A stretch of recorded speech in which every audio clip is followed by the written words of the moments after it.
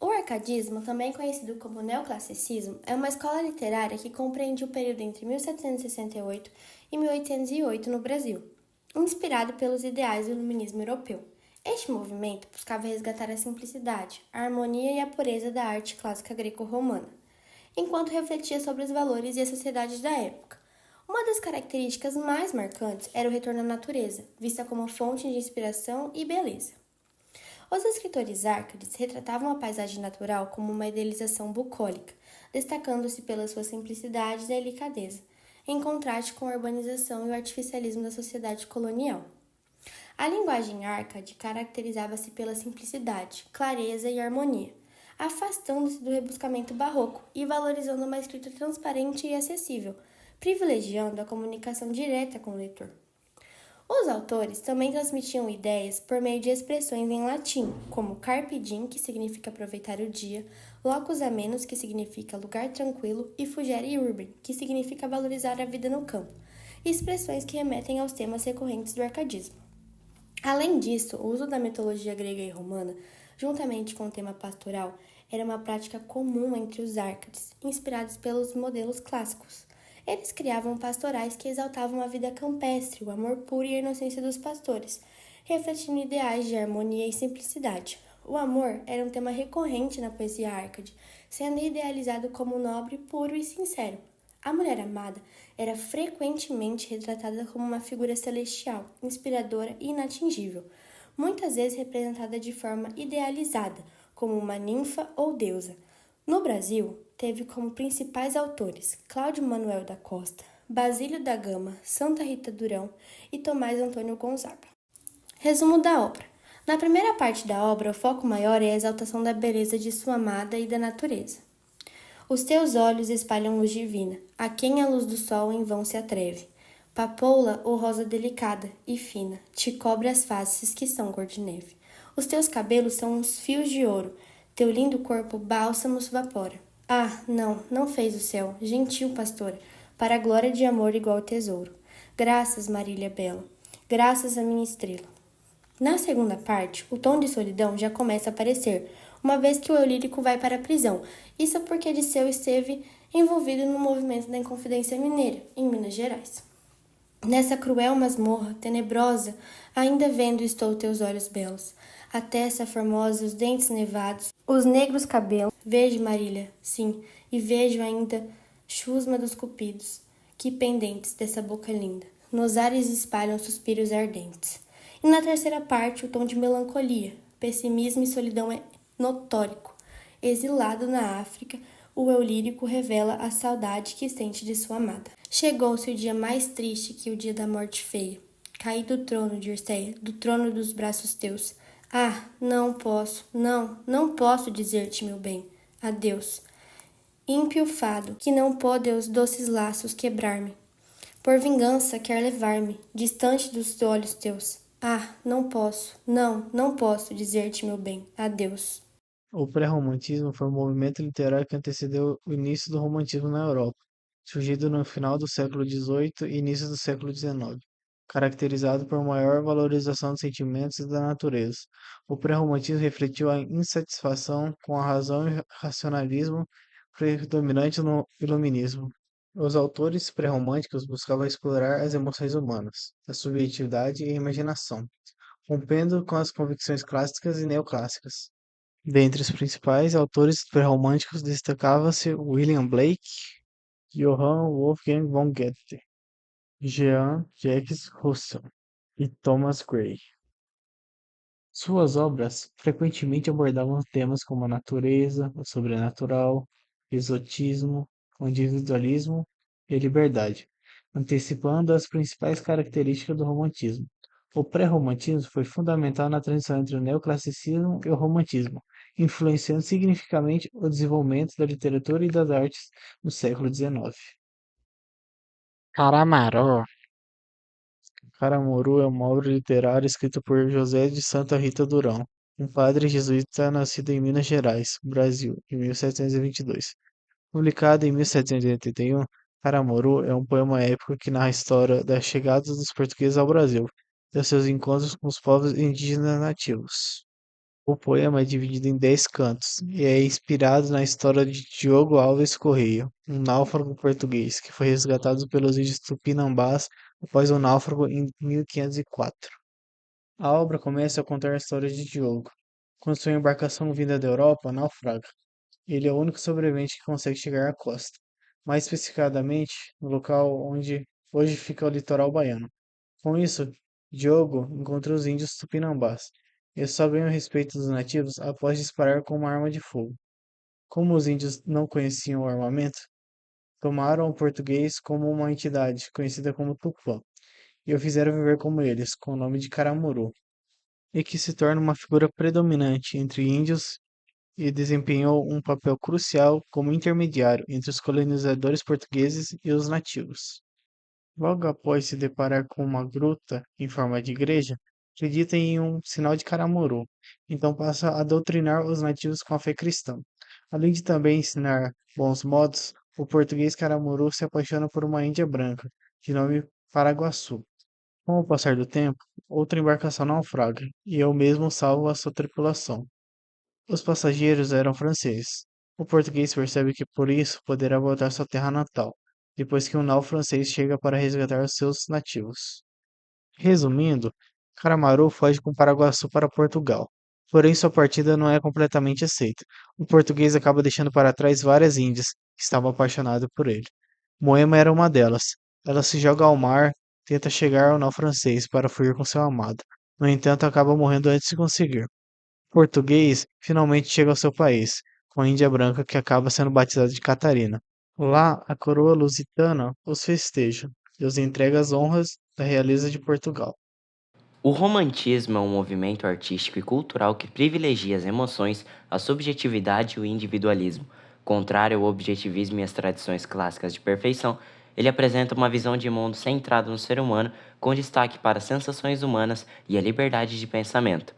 As obras românticas apresentam fortes emoções e sentimentalismo exagerado. Isso é feito por meio da adjetivação excessiva e uso intenso de exclamações. Seus autores valorizam a liberdade e expressam um sentimento nacionalista. É recorrente na poesia e na prosa românticas a idealização da mulher e do amor, além da expressão do sofrimento amoroso. Estão presentes também elementos bucólicos e uma visão teocêntrica. Os valores burgueses como fé, coragem e amor são enaltecidos. Não há realismo, pois a fuga da realidade é uma forte característica romântica.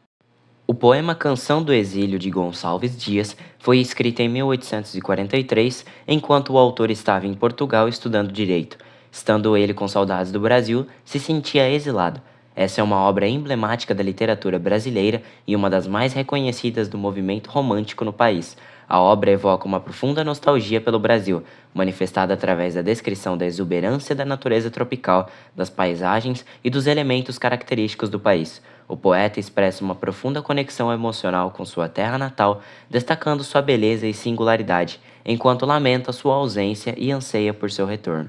O autor expressa o nacionalismo exacerbado por meio da exaltação da natureza, como exemplificado no trecho. Nosso céu tem mais estrelas, nossas várzeas têm mais flores, nossos bosques têm mais vida, nossa vida mais amores. É interessante notar esses dois últimos versos que estão presentes no hino nacional, composto em 1822, ano da proclamação da República. Além da dimensão emocional, a Canção do Exílio também carrega uma carga política e social, refletindo o contexto histórico do Brasil do século XIX, marcado pela busca da identidade nacional e pela luta pela independência. Gonçalves Dias, ao exaltar as belezas do Brasil, também reafirma a importância da terra-pátria e a necessidade de preservar e valorizar sua cultura e natureza, tornando-se assim um símbolo da identidade nacional brasileira e do movimento romântico. Se eu morresse amanhã, veria ao menos fechar meus olhos, minha triste irmã. Minha mãe de saudades morreria se eu morresse amanhã. O poema Se Eu Morresse Amanhã, de Álvares de Azevedo, foi escrito no século XIX e publicado em seu livro de poesias. A obra mergulha profundamente na contemplação da mortalidade e na efemeridade da vida. A poesia do autor é caracterizada pela melancolia, pela sensibilidade e pela introspecção, temáticas abrangentes na segunda fase do romantismo.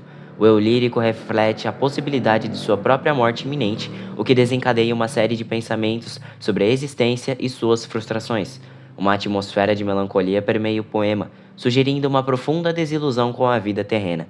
O eu lírico parece estar envolto em uma aura de solidão e alienação, imaginando como seriam as reações das pessoas ao seu redor se ele partisse neste dia seguinte. Essa contemplação evoca um sentimento de desconexão emocional e um desejo de escapar das relações sociais superficiais. Ao mesmo tempo, há uma busca subjacente por significado e propósito na vida. A proximidade da morte leva o eu lírico a questionar suas prioridades e valores, sugerindo uma possibilidade de reavaliação das experiências vividas até então. O Navio Negreiro é uma poesia de Castro Alves que integra um grande poema épico chamado Os Escravos. Escrita em 1870, na cidade de São Paulo, a poesia relata a situação sofrida pelos africanos, vítimas do tráfico de escravos nas viagens de navio da África para o Brasil. Ela é dividida em 6 partes, com metrificação variada. Parte 1. O céu e o mar, como infinitos que se aproximam tanto pela cor azul como pelo amplo espaço, são os lugares centrais da poesia. No meio dessa infinitude é que se encontra o barco, que navega com o vento e com o esforço dos homens queimados de sol. O poeta observa essa cena com amor e com simpatia pela travessia poética do barco. Ele quer se aproximar do navio que cruza o mar, mas o navio foge do escritor. Parte 2. O poeta começa a imaginar de que nação é aquele barco que segue em alto mar. Mas na realidade, isso não faz muita diferença. Todo navio no oceano é cheio de poesia e de saudades. Cada nação tem um canto diferente. Os espanhóis se lembram das belas mulheres da Andaluzia e os gregos dos cantos de Homero. Parte 3. Através dos olhos do albatroz, o poeta consegue se aproximar do navio e observar o que acontece lá. Para sua surpresa, o canto não é de saudades ou de poesia, mas sim um canto fúnebre, e o que se vê no navio é vil. Desce do espaço imenso, ó águia do oceano, desce mais, ainda mais, não pode olhar humano, como teu mergulhar no brigue voador. Mas que vejo eu aí, que quadro de amarguras, é canto funeral, que tétricas figuras, que cena infame e vil, meu Deus, que horror. Parte 4. O poeta descreve a horrível cena que se passa no convés do navio. Uma multidão de negros, mulheres, velhos e crianças, todos presos uns aos outros, dançam enquanto são chicoteados pelos marinheiros. A descrição é longa, feita em 6 estrofes. As principais imagens são as dos ferros que rangem, formando uma espécie de música, e da orquestra de marinheiros que chicoteiam os escravos. A relação entre a música e a dança com a tortura e o sofrimento dão uma grande carga poética à descrição da cena. No final, quem ri da dança insólita é o próprio Satanás, como se aquele fosse um show de horrores feito pelo diabo. Parte 5. O poeta mostra sua indignação perante o navio negreiro e roga a Deus e a fúria do mar para que acabe tal infâmia. A primeira estrofe é repetida no final, como se o pedido fosse reforçado pelo poeta. Senhor Deus dos desgraçados, dizei-me vós, Senhor Deus, se eu deliro ou se é verdade. Tanto horror perante os céus. Ó mar, por que não apagas, qual a esponja de tuas vagas, do teu manto este borrão? Astros, noites, tempestades, rolai das imensidades, varrei os mares, tufão. No meio da quinta parte, as imagens da liberdade no continente africano são intercaladas com a prisão no navio negreiro. A noite escura e aberta da savana se transforma num porão escuro, cheio de doenças e de morte. As condições desumanas do transporte de escravos são descritas de forma poética, realçando a desumanização deles. Parte 6. O poeta questiona qual a bandeira que hasteada nesse navio é a responsável por tal barbaridade.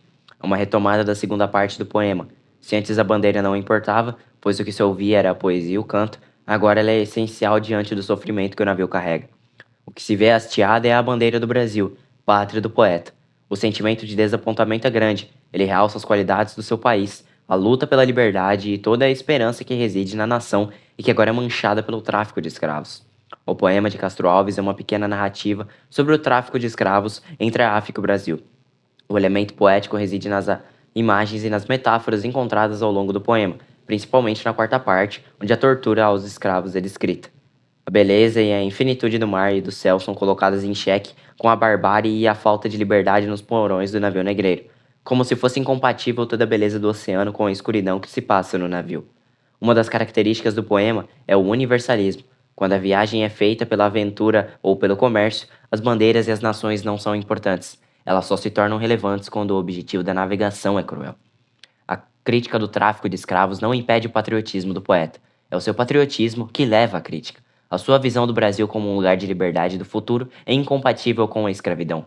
Mesmo sendo um liberal, Castro Alves não deixa de lado a religiosidade, clamando a Deus uma intervenção divina no tráfico negreiro.